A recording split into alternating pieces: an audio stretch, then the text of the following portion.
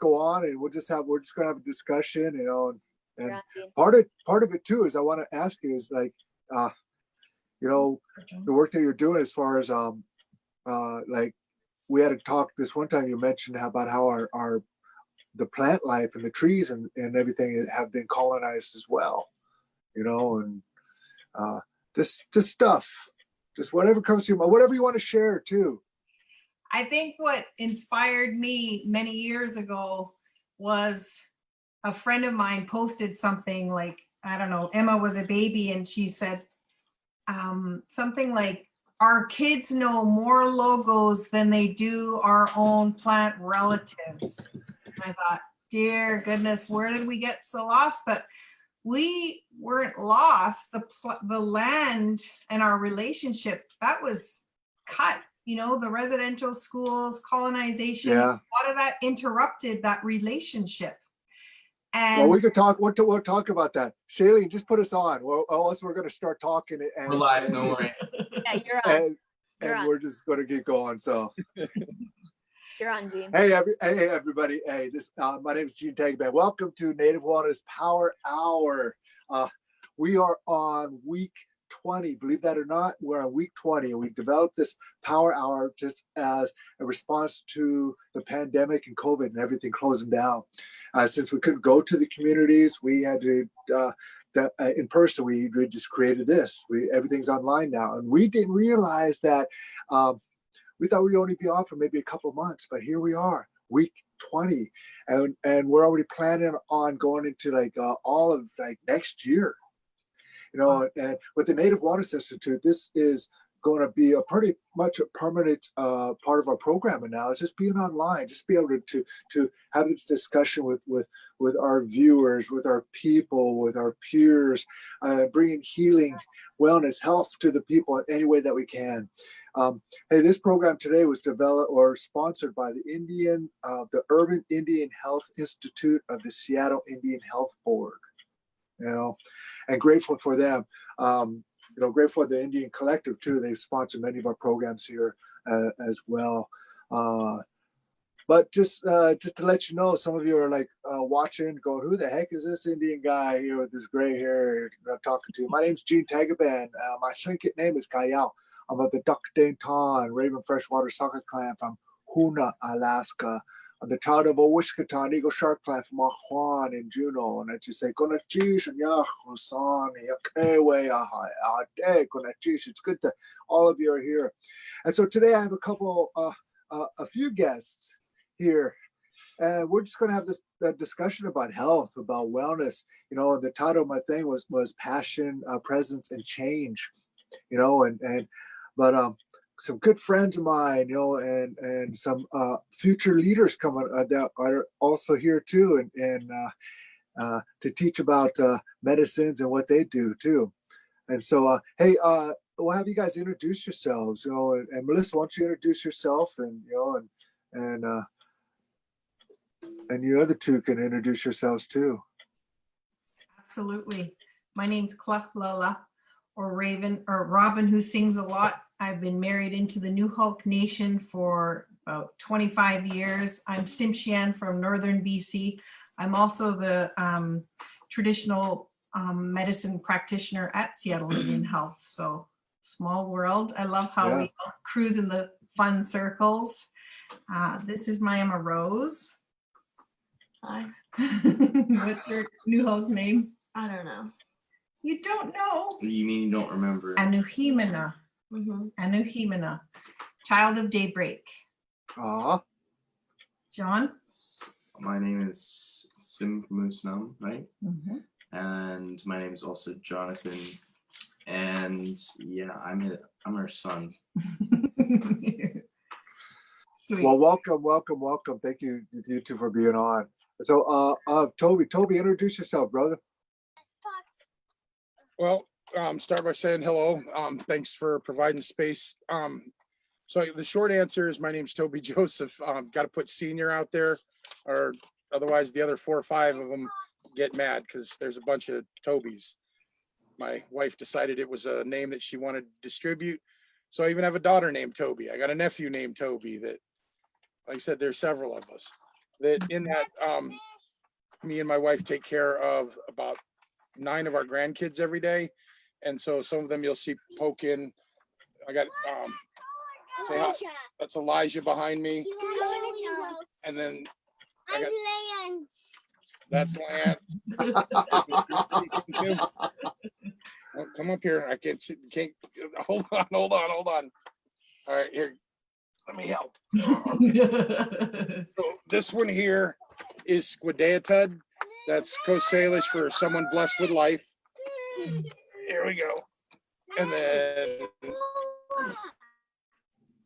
this is Lasak Yakola. It means soaring eagle. And then his middle name is Tafoya, which is my family name from where I'm from in Colorado. That Indians have long name introductions. This is part of mine. That, yay, those are the only ones that are always interested in like being in this space, that they always gotta want to say hi. That some of them are out there going, and then grateful because some of them have Indian names, some of them have English names. And then, yay, it doesn't matter what their names are. We get to count each other as family. That in part of my introduction, I do always want to give a shout out to my side of the family. Yep, that's got to be off, and we got to be quiet, guys. Where my people come from in Colorado, specifically Colorado Springs, the Manitou area, at the base of Pikes Peak, or what for us is Tava, Sun Mountain, are the Tabaguachi Ute and the Tafoya family. That is my grandfather and that side. And then the Mazes on the other side of Ute Pass from a place called Chaffee County, that is where the Hickory Apache are from. That when I moved up here, I'm not a Tafoya anymore, because when I married my wife, we understood what it meant for me to not only be matriarchal, but in taking her last name, it preserved for all of them to still have connections in community in a way that they still know who they are. And then still this part of who we are. That thanks for the long introduction space.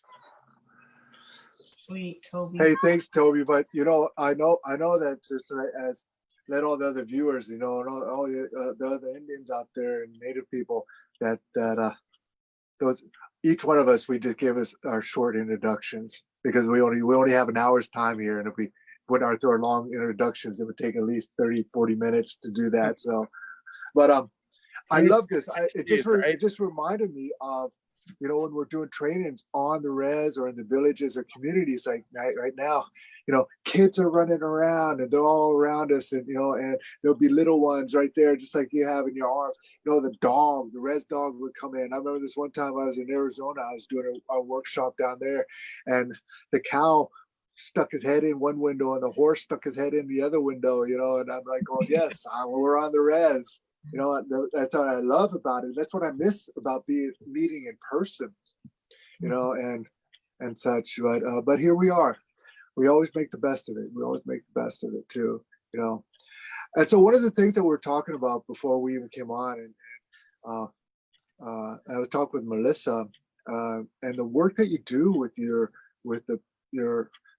I love listening to you speak all the time, because you're always, your passion, and about the plant life, our plants, the land, and our connection to the land, and the importance of our medicines.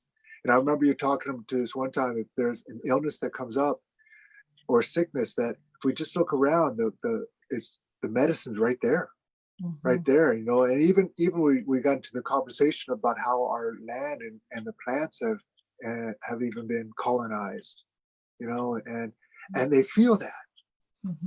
They feel that because they have a presence as well, and I love those conversations about that, because I learned so much about that awareness.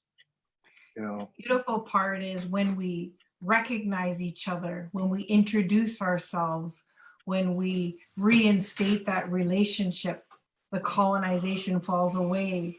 We both remember together why we're here, what we're here for, and it helps to heal that. It brings that bonding, it brings that relationship, it brings that closeness and that integrity back. That's what I love about the plants, because I used to do, the healing circles, and I used to do the healing circuit and travel around to villages and do the work with folks on the land. And I loved it and it was great. When my baby started getting older and I was going, okay, creator, what's next for me? And it was just so obvious that this is such a gentle, accessible path for healing for our people. And it's just so wonderful. You know, you can go as deep as you want, and there's always a remedy or a plant being offered for whatever you need.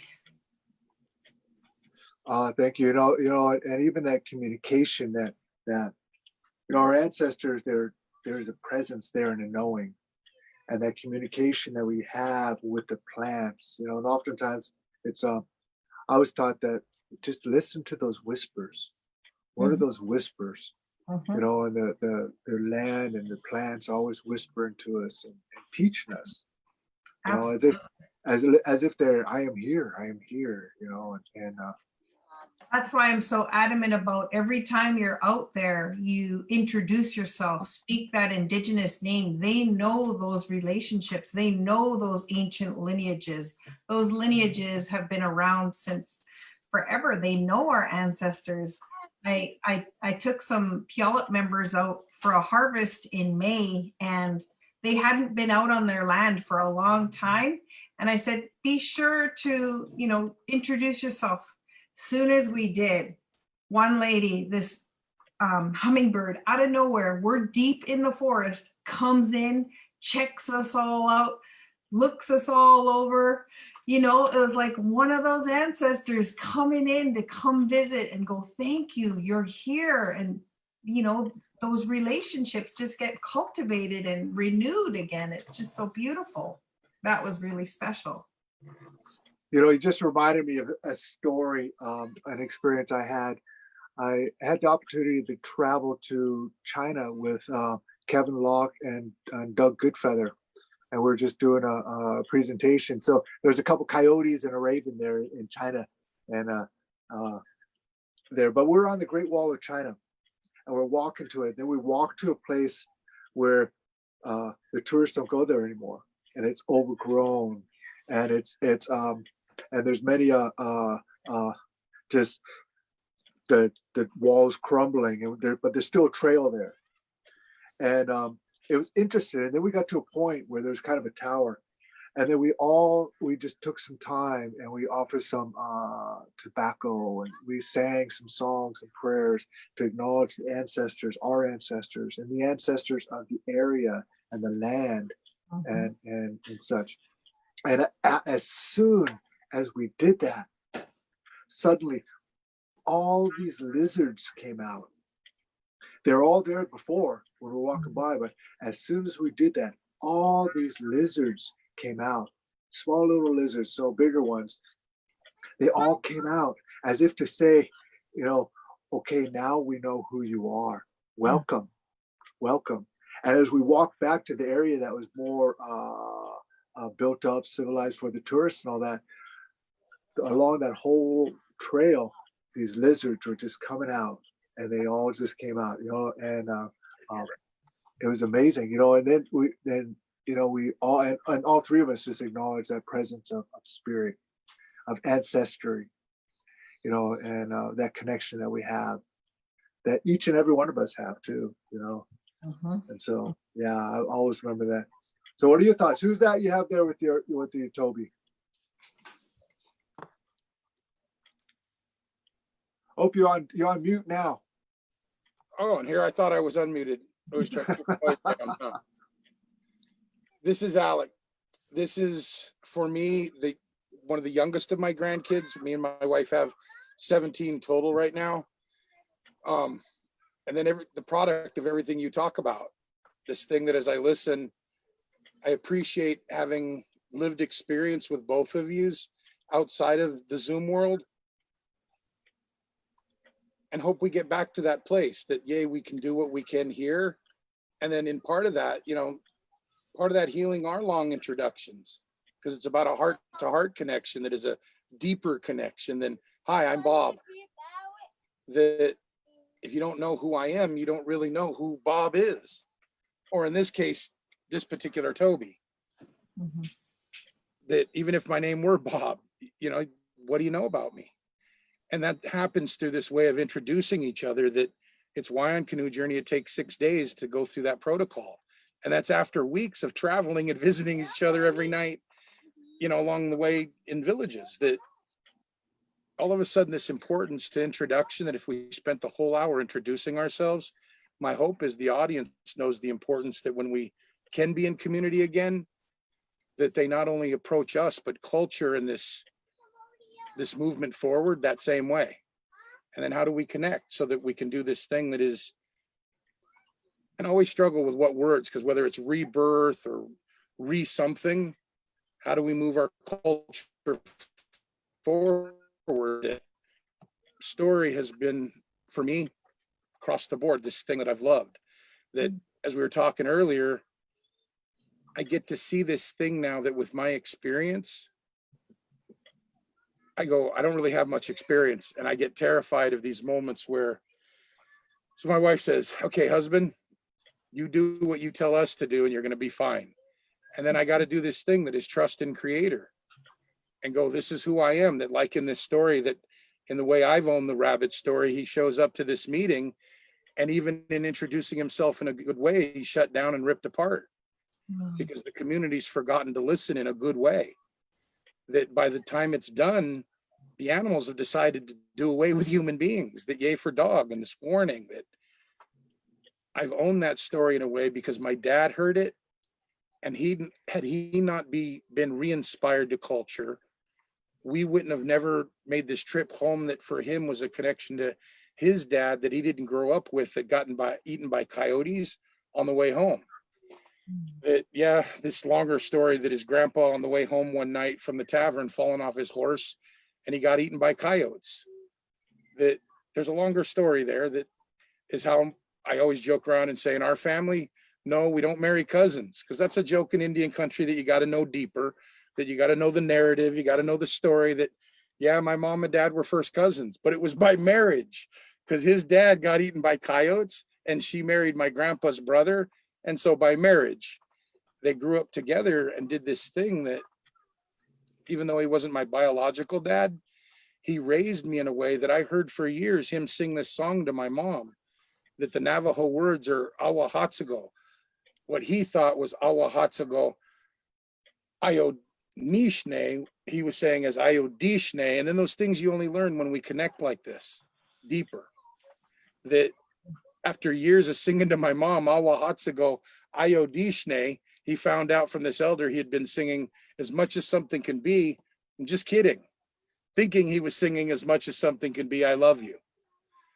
That because of all that trauma and these things that are the need for wellness, that are why we need to step forward and carry culture forward, whether that's songs or ceremony or plants and meeting those plants halfway, that if we can learn to meet people halfway, introduce ourselves to the plant, take the time for the plant to introduce itself to us, there's this healing relationship that comes out of that, that like Rabbit is why at the end of the story, he's made whole again, I believe. That if you ask me what I think, it's yay that in my story, Rabbit supports the women in his community because his dad taught him how to be a sacred warrior, how to be this thing that isn't toxic, but to own sacredness and the equality of that station next to women. That was, how do we be healthy again? That when you inspired my dad to that story, it inspired him to this path of culture that led us to this place in Ahogan where my dad was corrected and then forevermore sang to my mom, as much as something can be, I love you. That I'm grateful to have things like that now, because they're things that I sang to my grandkids when they were born, that I got to sing to some of my children once I understood that, and went sorry to the rest of yous that like my dad, I was passionately singing how much I was just kidding. That with no jokes intended, this place that is as much as something can be, I share from that place of love. Thank you. Because if there's no other thing to share, my ex-wife summed it up the best. My ex-husband don't know who the hell he is. And I get that because I had to own, okay, I'm black. What does that mean? I don't look black. I'm Mexican. And even if I look a little Mexican, I look more Spanish. That, yeah, I'm part Spanish too.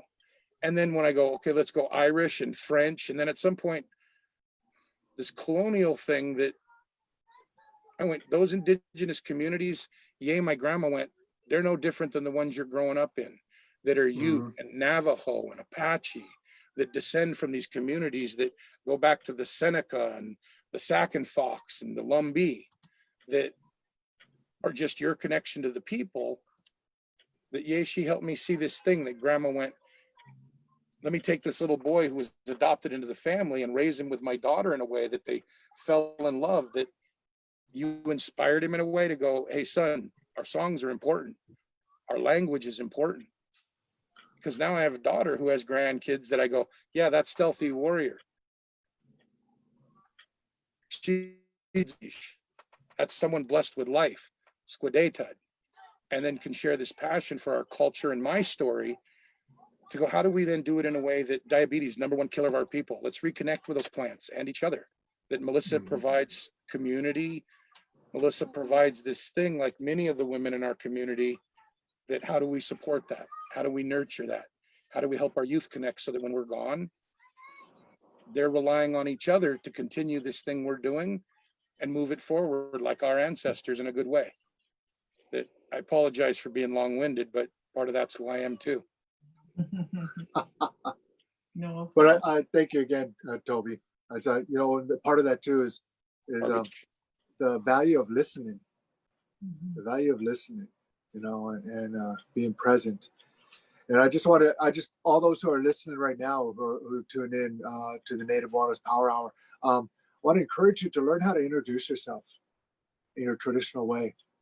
You know, just to say your name or just whatever your heart's saying to you. Learn how to introduce yourself, and that way, when you go out there to introduce yourself to the land, to the river, to the mountains, to the trees, to the plants themselves. You know. So Emma and John, how are you guys doing? I see you got, you know, in this year world that we're living in, because part of it too is, I mean, we're living in this modern world.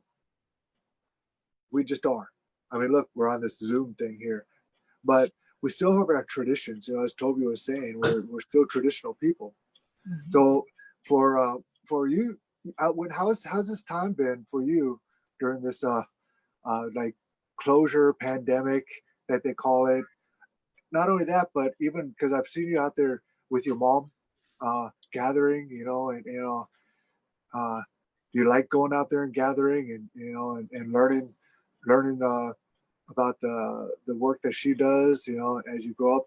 I'm looking forward to seeing you as grown adults, when I'm that old guy, that old elder who sits in the chair with a stick telling people, pointing with my lips, you know, go do this, go do that. You know, I'm looking forward to that time and seeing you as grown adults, you know, and seeing, you know, what you've learned and what you're going to share. I mean, what are your thoughts on all this, you know, and being part of, I know your mom always gets you involved with all that too. So. Do you want to go first? Sure.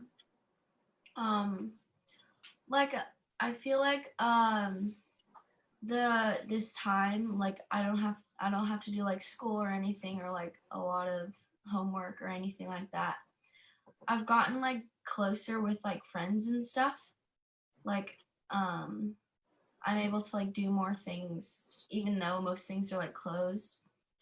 Like I don't really know how to describe it, but like it's given me more time to like connect with people, kind of. I love basically the same thing. I love that like school isn't like such a burden anymore, because like I remember just like coming back like home from school and then just thinking about going back to school. Like right as I come home, I'm like, holy smokes, man, I can't even catch a break. But now I have like so much more free time, and whenever mom takes us out to do something, it feels like such a like break from like inside, because usually we're just inside most of the time. If not, like maybe at our friend's farm or house, like on a good day, I guess. It's been really nice. And I don't know if the online school thing is going to work. It's going to be chaotic if they go through with it fully, in my opinion. Yeah, I agree. And my wife's a teacher and such. You know, quick question, John. Are you still riding your bike? Heck yeah. I definitely want to start riding it more because we have a lot like flatter roads here, and my bike's like super fast, so I can just like go zipping down the road. So I haven't even explored the area around our new house yet. So are you riding in that that peace ride this weekend? Shoot, there's what? Peace ride? It's a peace ride. Look up on the Second Cycle website. You know, there's a peace ride on this weekend. Oh, And so anyways, something we can talk about that later. I get sidetracked, man. I start just chatting about stuff.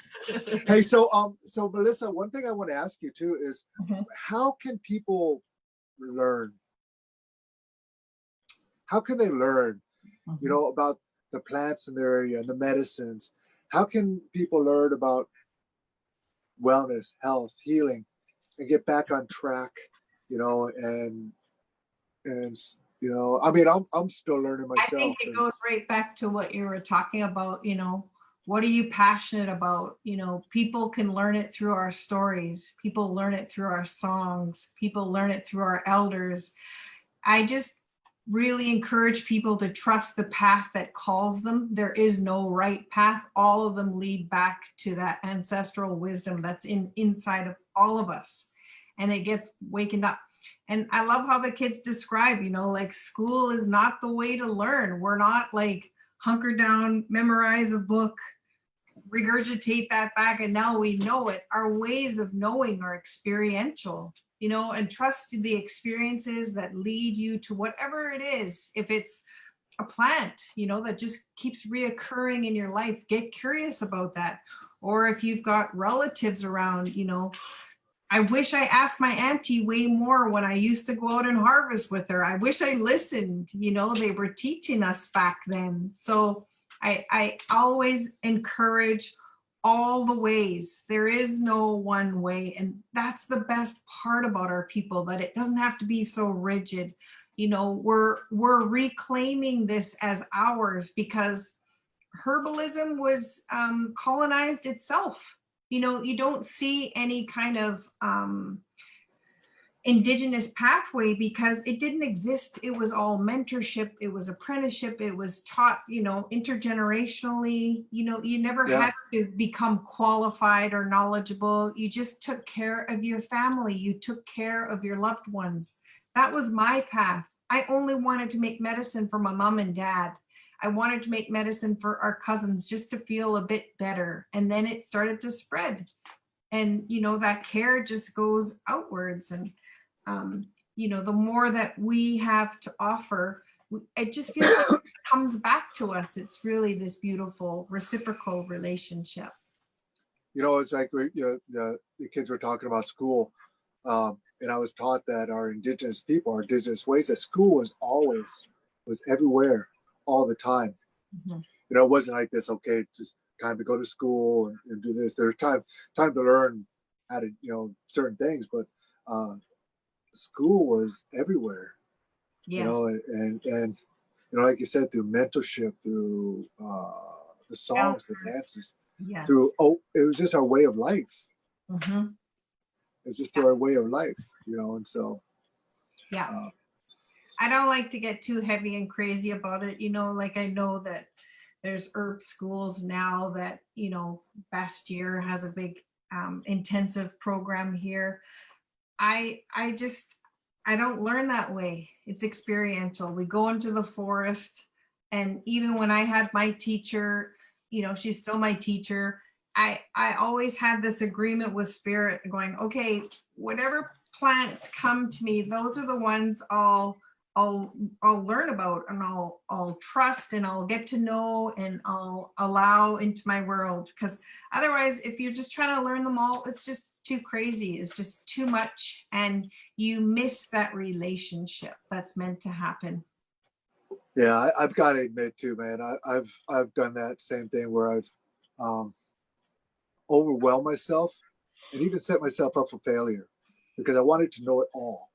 And so I just start diving into things. And it's like, oh, there's this, you're trying to know it all, you know, and I just got overwhelmed, and that's it. I set myself up for failure on that, you know, and I sabotage myself, you know. So even now I'm just taking a look at just one little thing at a time, like birds. Mhm. Like right now, we had a nest that was in our front yard. I'm just looking it up about the house finch, everything about the house finch, and that just opens up a whole array of just of curiosity of all the other birds, all the other songs by just learning this here one right now, this nesting in our front yard, that house finch, and it's just opening up so much, and with that, and so Yeah, I totally agree. connected. You get to know that one thing really well, and they're in relationship with this guy, and then you kind of get to know their patterns and then what they eat and when they mate and all the things. It's beautiful. That's kind of how the plant world works. I just look in the forest and look at all the relationships before I can even see one plant, because there's so much going on. Right on. So, Mhm. hey, Toby, how you doing, brother? Doing good. My brain's just going ding, ding, ding, ding, ding, ding. As like always, so many of these things that have been shared experiences with Melissa and I. One thing I want to say, Yeah. Toby, is that Yeah. what I love about you is we had a gathering, and at this gathering, you just jump in. How can I serve? How can I do something? And what you did, you just started making tea for people. You said, I have these herbs. Can I make tea for people? And you said, this is what my elders taught me. How do I make tea? How do I, and you just were in service that way. I guess thank you for saying that, because you honor not just me, but in the teachings of my family and what I believe are my people, you honor my ancestors, my mother, my grandmother. That it's moments like that in willingness just to be of service, that when people are willing to do this thing that is just be of service of one plant, and even this willingness to go, happy to connect here locally. If you live in the Tacoma area, I'll give you your first few pots, your first few dirt. And in my front yard, if I could figure out how to sign in here on my portable, be happy to take everybody to go look at the front yard. That is this thing that eventually, when we walk out into Melissa's front yard, will be more, because you've got that space to do that. That in these partnerships, we've got this thing that is this space to do more. And when people are willing to be of service, more gets done. And so even in this moment, go, oh yeah, there's a point to this. How do we get the people that are listening to figure out where they want to step in and be of service, whether that's with a plant or with the people or in any way, because it's going to give them then experiences to look back on, that because you allowed for me to be of service in that space, in a place that I love. It created moments where, for people like Oren Lyons and this group of elders that I got to be of service to, that isn't about me, but about being of service. And to have elders go, hey, can you make some of this? Because I want to take it home for ceremony. Getting to be the first ever Native Chop Food Challenge winner, that was cool. But to have an elder of community go, your medicine, it brings healing to my spirit, and that brings joy to my body. Ultimately, that's to me what being of service is about. It's what I will hold account for on the other side. That's exactly what we're talking about. Like what you said, Melissa, is just like, how can I be of service? Especially during this time, there's so many people are thinking out there, what can I do? And think about that. There's those little things. We don't have to be on this big grandiose this thing, but just the little things. And it's just like, how can I be of service? And oftentimes too, it's just, how can you be in service of your own family, of just your own family, those in your household, and taking care of that, And another thing I want to point out too is this is kind of a rare thing. I just want to let everyone out, the viewers out there, know this is a rare thing, because Toby, you open that up, and Melissa, to especially you, Melissa, too, is like, you're just sitting there, and I know you just want to get outside and just start showing people this, showing people that, check this out, because I've had you outside and you're like, oh my goodness, look at all this, you know, and then you get both of you guys, you get distracted one way. We're on this here nature walk, and next thing I know, I'm looking around, I'm the only one standing there because both of you are off looking at something else, going, oh, I can't believe you guys have this on the land, or I can't believe you have this on the land, you know. And so our next one, we're just gonna have to get you outside, because just to, you know, this is kind of a rare thing, just having you like you know, just sitting here talking about it as opposed to actually just showing this stuff, you know. Yeah, I mean, that's the big change that we've kind of adjusted to. Like, we're fisher people by nature. We're fishermen, and now we bought a farm, and so we've just put in an herb garden, and we've got this massive barn, and the goal is eventually to teach plant medicine classes here. I want to teach distillation. I want to teach canning classes. I mean, this is about food sovereignty at the heart of it for me. It's like, you know, awakening this wisdom that's in everyone so that all of these food traditions come back to us to keep us well. All of these traditions move our bodies. All of these traditions get us on the land. All of these traditions require community. It can't just be done by us. And that's been big for us here. You know, during COVID, it's been hard to gather, but friends and family have continued to show up every Friday. We've had work parties. We've got a 40-foot food herbal garden in the front of our property already. And I just look forward to all those medicines flourishing to be shared out with our people and, you know, get into the right hands of folks who are going to need them. Right on. You know, Gene, I'm so happy that as this is evolving, it really is taking on this theme that when my grandkids brought this plan in, they brought it in because he goes, my wife helped him connect that it, like I said, if we were outside, the city got mad and they fined us because we've got probably 100 containers in my front yard. There's probably 6 raised beds that every inch my wife can manifest space. And it came out of this, her willingness to go, there are so many mechanisms like Canoe Journey Herbalists that have allowed for this interaction of community that is that hands-on stuff that we're still connecting, just not the way we did. And as we move forward in smart, safe ways, like on Canoe Journey, we navigate rough seas. It takes planning and coming together and going, what are we going to do? That I think this is really then the crux of where we're at. As people step in, nobody has to go recreate some things. That a lot of work that has been done, as an example, around COVID-19 as an example, there's a whole handbook that is all teas that all of a sudden you go, wait, in my garden, I can grow mint, I can grow yarrow, I can grow calendula, and these things that all of a sudden can be dried and put into teas with a medicinal effect. That's just 3 plants. That there's so many things that when you start those relationships, it comes to where do you want to focus? And there's people that can support that whether it's connecting with Native Wellness or with Melissa or I or our families or anyone in the community, it's really asking people to step up to that call and figure out where they want to be of service.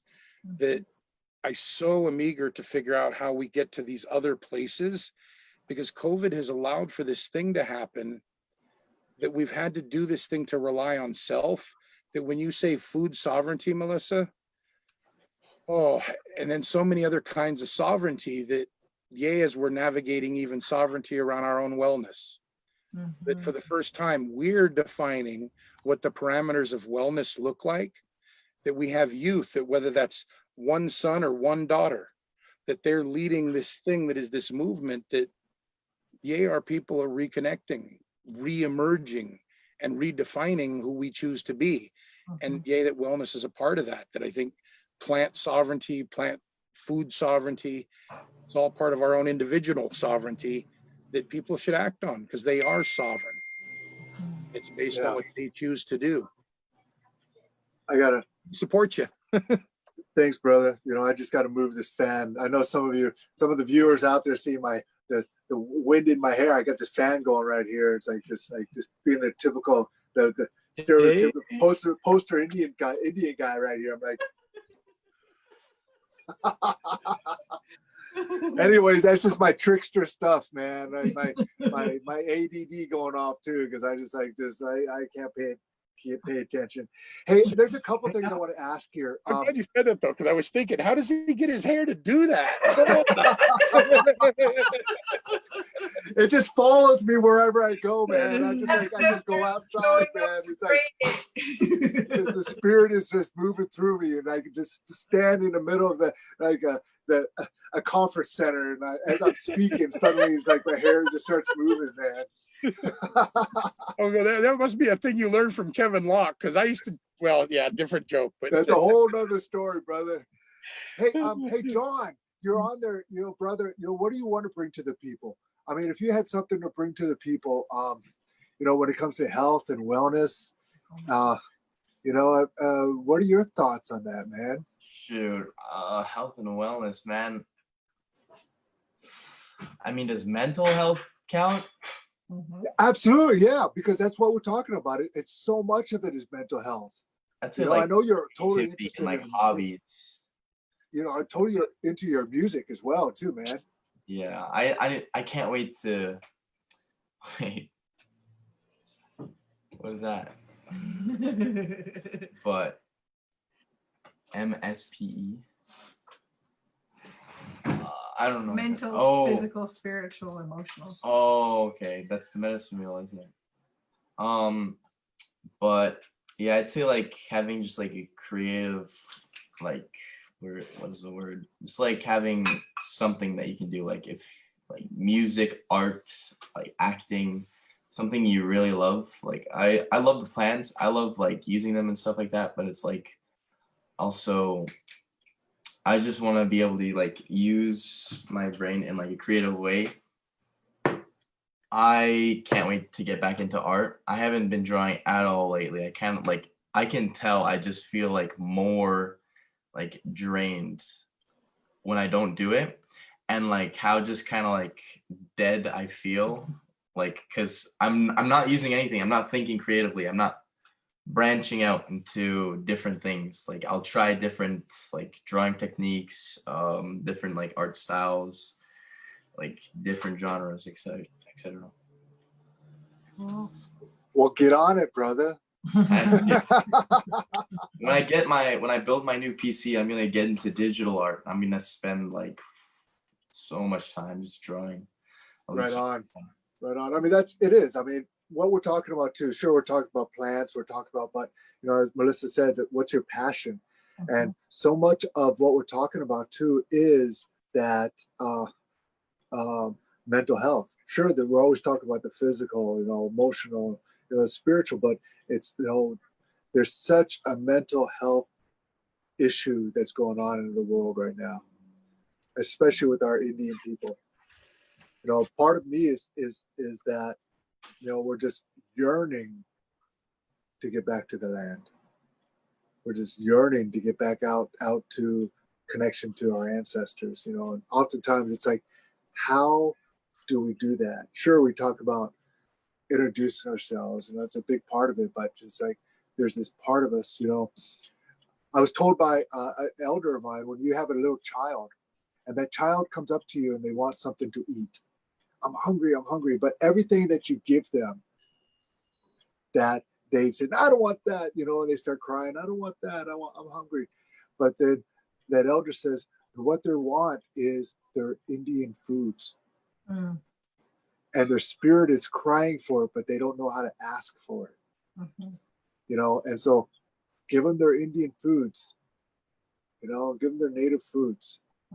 And and so there's that part of it too. How do we get back and connected? And I wanted to ask you, Melissa, you work with the part-time with the Indian Health Board too. And I had a question on here too with the that people were streaming on. It's like they found it really complicated to get connected back with the medicines and stuff like that because they moved to the city. Yeah. And so how can somebody find that? How can they get more connected to that? Being, it's sure, it's easier when you're in the reservation or the villages if we take time to do it. But if you move to the city, and the Indian Health Board is right there in the middle of the city too. Absolutely. So you just give us a call. You can book an appointment with our traditional Indian medicine. There will be an intake there for you to come and basically just dial yourself in. It's not anything official. It's not like one of those heavy duty intakes. It's like, you know, what is it that your spirit's calling out for?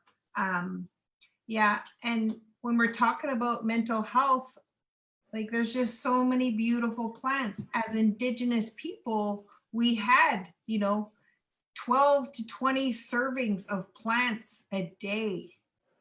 And, that fed all of your gut bacteria, which is part of the new brain relationship, right? And it's like, we're not having that. And I love Toby's way of like sharing all the teas. Teas are such a great way to get those plants and those medicines back into your body, feed those microbes so that it keeps us out of depression. It's a really big thing for our people, and it makes total sense because we're not harvesting what we used to.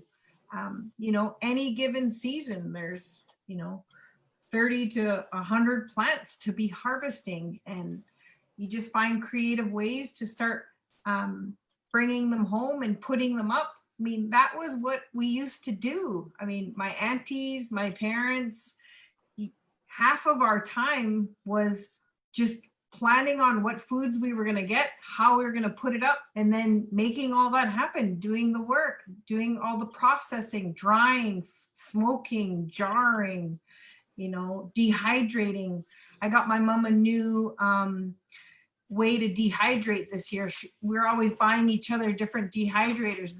This year I got these huge racks that just hang down and you can change them out whenever you want. And she just lit up. She's like, man, I could just double my haul now. I'm so excited. And saves all her pickle jars and is really creative at the thrift stores to find the drying racks and the baskets and the cans and jars to save things. I mean, that's what our house looks like. I mean, there's part of my apothecary just right there. That's how much we harvest. That's not even enough just for our own family for the year, but we share it as best we can. And that's just, a cute look. I mean, we just keep going. There's another spot there. There's another part of my apothecary. And then in there, they're everywhere. And I love that in the back there you have what do you got hanging on the chandelier?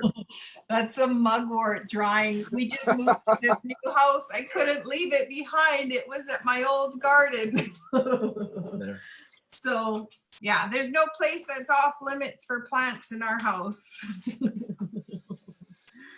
So right on. I mean, it's just that's part of it too. Is I think that those nowadays, this with this COVID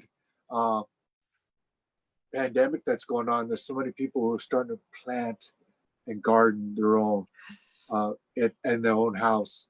So even if you're in the city and you're feeling a little disconnected, and want to connect with that, just make your own little indoor garden, and it doesn't have to be big. And again, start out with this one plant, and let that grow and let that form that relationship with that plant itself.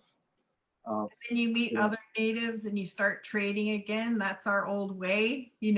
You get really good at one, like I'm a really good berry picker. I want to trade with that guy because I'm really good with sockeye. I'll trade you anytime. That's the first thing I did when I came here. Who's the elk hunters?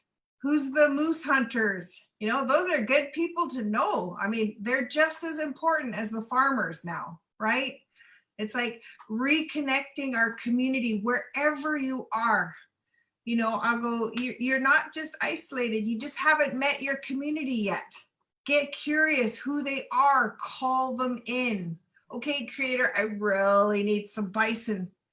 And you'll be surprised when those prayers get answered, how that looks when it comes to you. Because we never imagined or dreamed this life for us. And yet we're really ingrained and entrenched in a really precious community here with a lot of resources, and we want to be that to others. If you don't have access to land and you want to grow some food, feel free. We've got space. There's also the Native Sharing Farm here in Tacoma that we're actively teaching people farming skills, chicken skills, plant processing, medicine making. We're going to be canning fish over there next week. So look for the Native Sharing Garden on Instagram. That's another great place to connect. So a lot of it too is like, again, it's like find out in your community around you, like who's doing it, Yeah. who's doing the work. You know, and again, our Indian way of trading, I don't know how many times I've traded, just going into a community, just telling stories, sharing the gift of story, and then receiving teas, receiving canned salmon, receiving a jam, you know, jams, and you know, and those things as well. You know, because it's just, you know, oftentimes what do I have? We all have our skills, gifts, and talents. And how can we share those things? You know, and a lot of it too, like right now, yeah, we're getting back to that way of doing things. I know you biting at I see you biting at the bit there, Toby. What do you? They would just always. And I'm so inspired at listening because there's not one part of what you're saying you don't have my personal buy-in. And then this thing that all of a sudden I hope people are hearing, absolutely, what do they have that they want to be able to share in community, that the minute they engage that way, they step in and they step out. As an example, totally people might go disconnected from culture. What would the health department have to do with culture? Especially given some of the health department issues that over the years I've personally navigated, and then go, yay, they provided me 1,000 masks a few weeks ago that I'll be hopefully this afternoon out on 72nd so I can meet with Melissa to make sure she has some, so those garden parties are safe. That we all have something we can do to support one another, that literally that people reaching out, we can create networks. That what I do some program stuff, but most of what I do is in community as an individual. That my son's up picking up 600 meals in Seattle today so that my wife, my daughter, and 3 of my other kids can distribute those tonight and tomorrow. That we frequently will go down in our community, go, how do we put on a big soup pot that we can do this thing that people filter through, and because people need to eat. That physical, it's as important as the mental and the emotional and the spiritual. And this, how do we find balance? That in that participation, we find this most sacred thing in community, extended family, that I don't know many families that their canoe travels alone. Yeah. So we meet each other. And what I hear is this call to how do we put that out? That my wife was here, and most people go, who's your wife again? Because they don't see her. And then the few people that get to meet her go, it's why they realize I will bend over until I am dead, creating this space to support her, because she is my other half, this thing I would not want to exist without. And then she doesn't do this, but she does what I see Melissa do in this thing that is relationship, that is so natural. It's why we have like 48 sites that we feed plants, pots, and support materials so that people can own whatever medicine they want to grow at home. That, I don't know, between Sophie and all those efforts, what would you say, probably several hundred containers went out this summer, Melissa? Oh, Melissa, you're on mute. I'd say at least about 500 went out. And so, yeah, and so between what Sophie and them and what we got, so maybe even closer to 800 or 900 then, because there were multiple efforts of people that not all of them aware of their interconnection. And so this thing that starts to happen is we network in community, that there really is this strength in just doing what you can, where you can, when you can, and being of service. Yeah. Right on. I mean, again, we all have our skills. Go ahead, Melissa. Sorry, I said we can't wait because now we know what it looks like. We can't wait to triple that next year. You know, get the plants ready, get the pots ready, get the people ready, get the network stronger, you know. Like all we can do is just do what we're doing, and then how can we make it better? Right on. You know, and some of you, I saw some of your messages on here, and some of you want to join the garden party there in Seattle. So call up the Seattle Indian Health Board and join the garden party. You know, and it's with those efforts. And again, we all have our skills, gifts, and talents, whatever that is. You know, and our passions, our presence. You know, we all have a presence. We want to create this change that's, you know. And it's oftentimes not even creating the change. It's going back to how it was, our traditional ways, you know, our village ways, our indigenous ways. You know, we're all connected that way. But with some of those passions and presence and our skills, gifts, and talents, I just want to share, like, I'm a bike rider. I'm riding my bike all the time, you know, and during this time, I'm just always thinking, okay, what can I do to help somebody else with me just riding my bike? You know, so I did a fundraiser. You know, we did a fundraiser. We raised $5,000 for the Yakima tribal families along the river. Awesome. And so we got another one coming up too. We're planning another one. So keep an eye out. We got another fundraiser that's coming up. You know, and be riding my bike. So John, you'll be part of this. You can ride your bike, man, and help raise some funds and to help some of these families out there.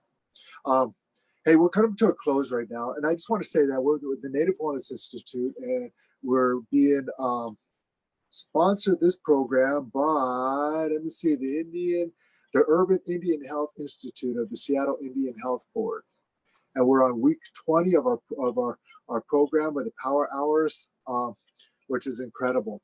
So thank you all those who are viewing out there, and again, get connected. Just, you know, with your plants, your indigenous healing, whatever it is, your creativity outlet. You know, as John was saying, you know, he needs to go draw on, and you know, and how can we be a service to the people?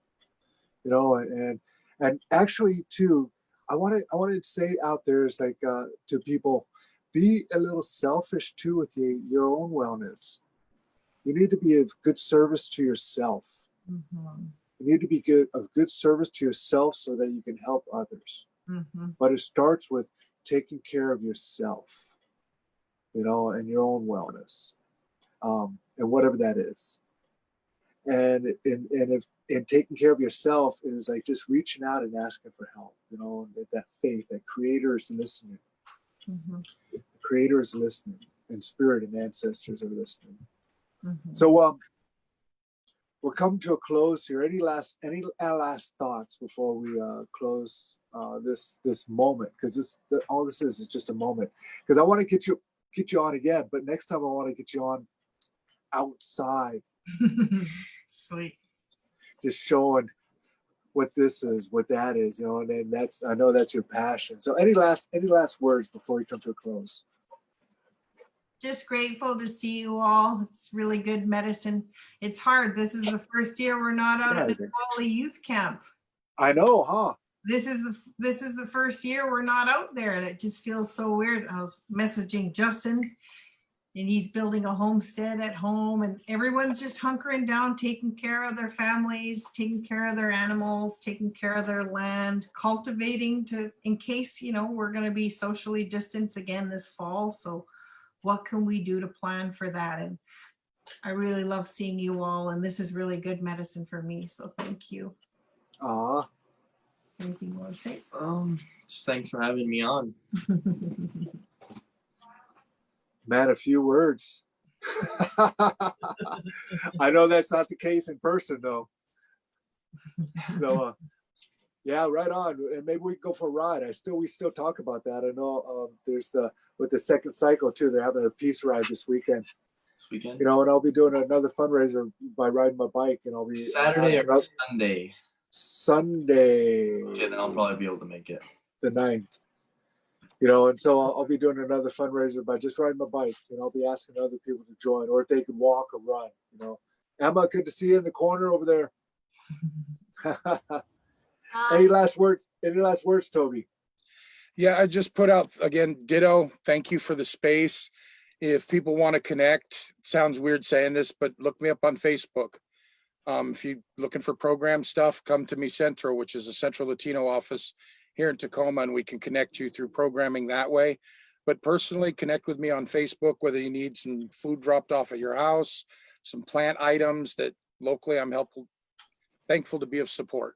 That this coming up, I believe the 23rd Max Defender, if people want to connect that way, we'll be doing a pipe ceremony very similar to this, but trying to figure out how we're safe. And then this year navigating what will be the 17th year of Canoe Journey, Huckleberry Camp that we're going to do in a hopefully COVID safe way this year.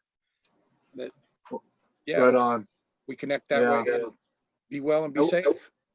And we'll make this work here. I just want to we'll sign off here with the spirits moving me right now and running through my hair. And, Yeah. You know, and so anyways, hey, thank you guys again for just being here and the work that you do and your presence. You know, one of the things we say is like, what can I do today just to make my ancestors proud? What can I do today to make my ancestors proud? You know, and thank you for making your ancestors proud in what you do. So with that, I say Gonachish, Shanyach, Hosan, Yekewe, Hai Ade, Gonachish. Until next time, we'll see you soon. Jim Algates. Signing off. Yeah, Bahala Pa.